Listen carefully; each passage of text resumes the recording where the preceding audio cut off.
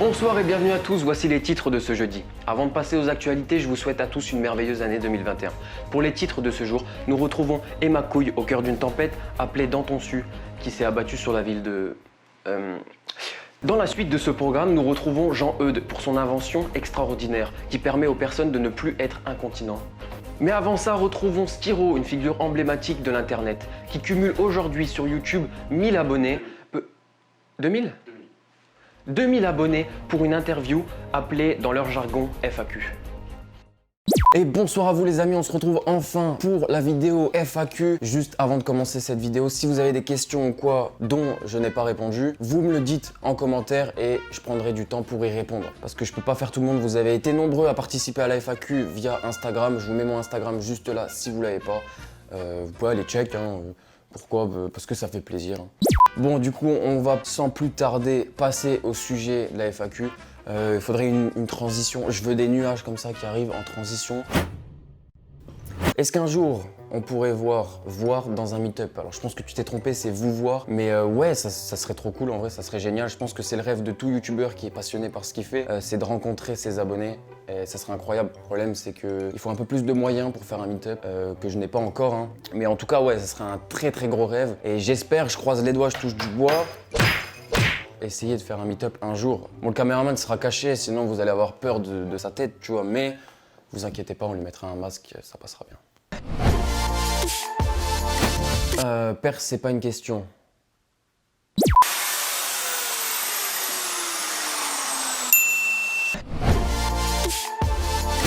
T'es en couple ou pas? J'aimerais savoir. Alors oui, je suis en couple avec le célibat.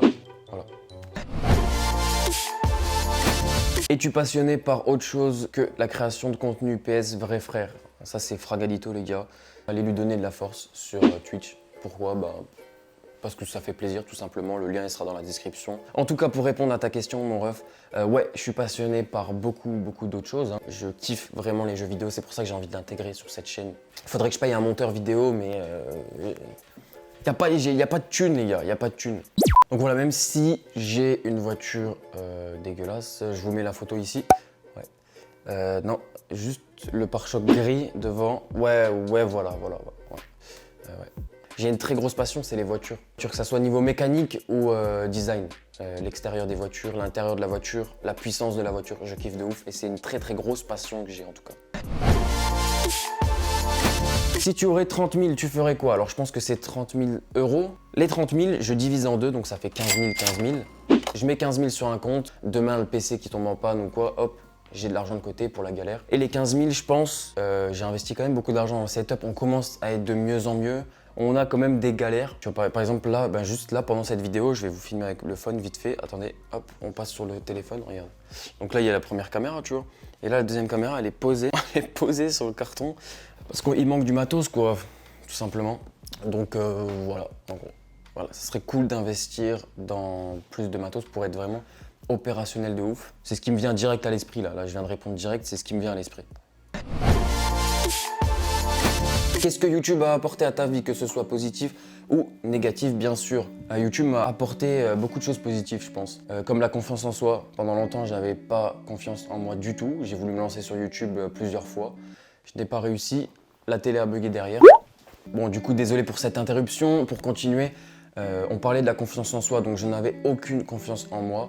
Et tout doucement, je commence à l'avoir de plus en plus, en fait. Je le ressens dans ma vie active, ou que ça soit devant la caméra, ou quand je suis dans la rue, quand je parle à des inconnus, etc.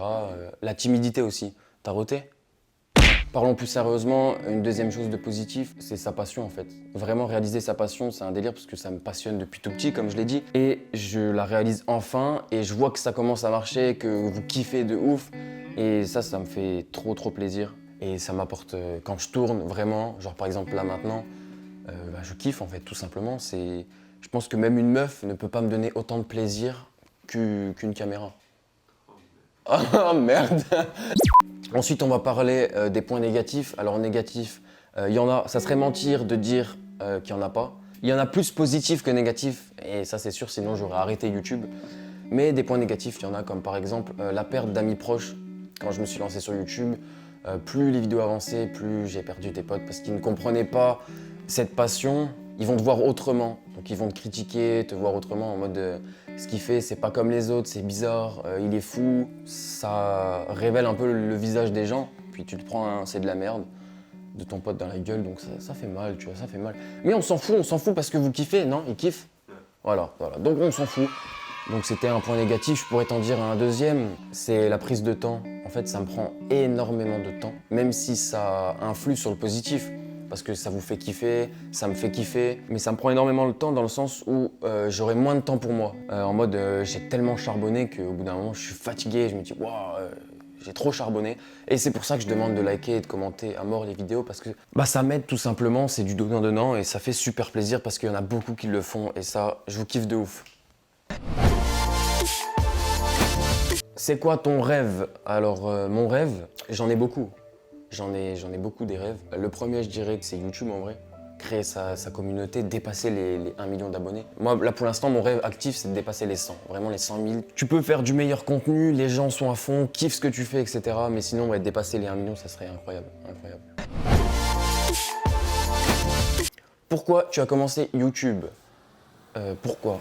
Alors c'est une histoire en fait. C'est-à-dire que tu vois le mec dans ta classe et qui ruine son avenir pour te faire rigoler, j'étais ce genre de mec en fait. Même si aujourd'hui je me rends compte que j'ai gâché le travail des profs, tu vois, qui sont là pour t'apprendre et moi je suis le petit con qui ruine son taf. En fait je suis un haters de professeur, c'est ça en fait. Mais ensuite il y avait d'autres trucs, hein. Comme quand j'ai été une fois en colonie de vacances et j'ai participé à un spectacle. C'était un théâtre en fait. Je voulais pas de base, je voulais vraiment pas le faire. Je devais jouer un rôle, vraiment, je devais mettre une perruque, torse nu, et je devais jouer le rôle de Pamela Anderson. Moi j'étais là en mode de 300 personnes, tu vois. C'est pas possible, c'est impossible que j'y arrive, etc. Donc c'était dehors, hein. Vraiment il y avait un vieux rideau. Je transpirais ma race, je tremblais comme une merde. Coup d'adrénaline, c'est ça en fait le mot. D'adrénaline, je me mets torse nu, je mets la perruque, je cours. Je fais Pamela Anderson, je devais faire du bouche à bouche à un mec. Ouais, dure expérience de ma vie. Et bref, je fais mon truc et tout, et paf, ça finit. Et là, je lève la tête et je vois tout le monde rigoler et applaudir. Et là, j'étais en mode, mais cette sensation, en fait, je veux l'avoir toute ma vie, je crois. On voit pas, mais j'en ai des frissons rien qu'en le racontant. C'était une grosse expérience de ma vie. Parce qu'en fait, c'était l'étape où j'ai dit en mode, faut que je me lance. Et je n'ai pas réussi en fait. Parce que j'avais pas de moyens, pas de confiance en soi, toujours. On revient toujours au même problème. Et ensuite, la deuxième fois où c'est vraiment le point qui m'a dit, lance-toi sur YouTube, t'es obligé. J'étais déguisé pour Halloween dans un parc d'attractions. Et j'avais mis quand même beaucoup d'argent dans mon déguisement. Je veux mettre une photo de Scream. En fait, c'était Scream avec une pompe. Et quand tu pompais la pompe, il y avait du sang qui coulait sur le déguisement. Vu que mon déguisement était stylé, plein de petits jeunes voulaient prendre des photos avec moi. Je m'incrustais sur les photos, je faisais peur aux gens, je faisais rigoler les gens en faisant des conneries parce que j'étais sous un masque. Sous un masque, ça t'aide un peu parce que personne ne sait t'es qui, donc tu peux faire n'importe quoi, tu vois. J'ai trop kiffé le moment et je suis sorti J'étais bourré aussi. Ouais. Mais du coup, après, je suis sorti du parc d'attractions et je me suis dit, mais demain, tu vas t'acheter une caméra, mec, et tu te lances sur YouTube. Et j'ai acheté une caméra et je me suis lancé sur YouTube. Voilà mon histoire. Quel est ton meilleur souvenir sur YouTube? Mon meilleur souvenir, j'en ai trop.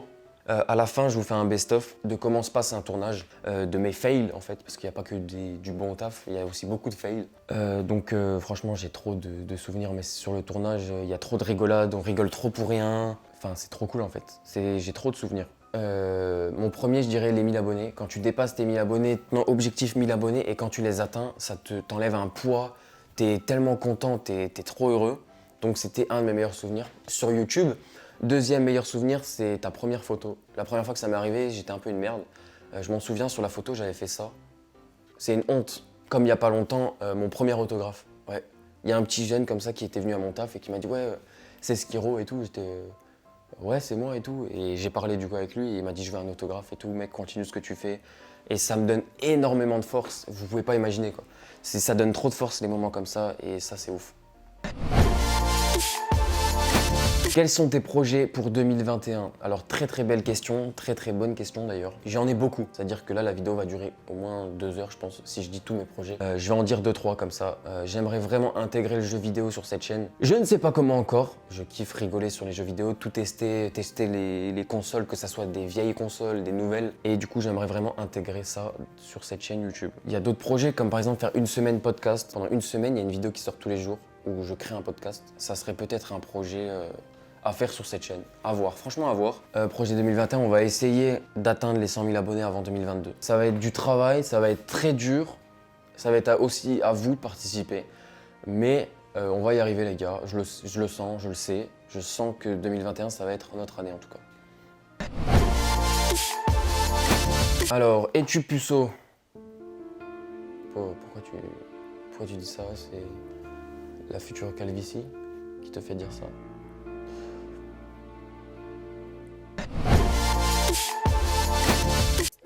Quelle a été la vidéo la plus dure que vous avez réalisée? Alors, la vidéo la plus dure qu'on a réalisée avec le caméraman, je pense que c'est la vidéo les 24 heures dans la forêt. Franchement, c'était compliqué parce que tu arrives dans un endroit que tu connais pas, il faisait froid, c'était le confinement. C'était le confinement, donc on n'était pas trop en règle. Voilà, donc ça m'a vraiment fait bien flipper dans la nuit. Quand t'es pas chez toi, t'es pas dans ton petit nid douillet, et ben tu te rends compte vite que c'est compliqué de filmer ou de vivre tout simplement. En tout cas, voilà les amis, ça fait super plaisir de répondre à vos questions.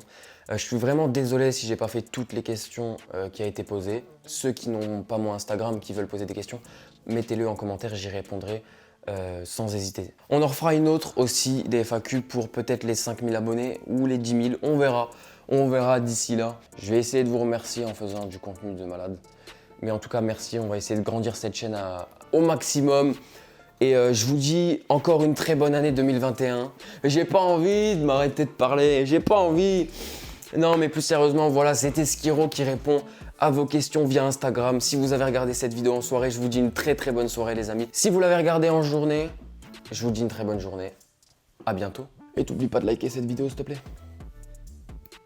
Pour les titres de ce jour, nous retrouvons Emma Eudes.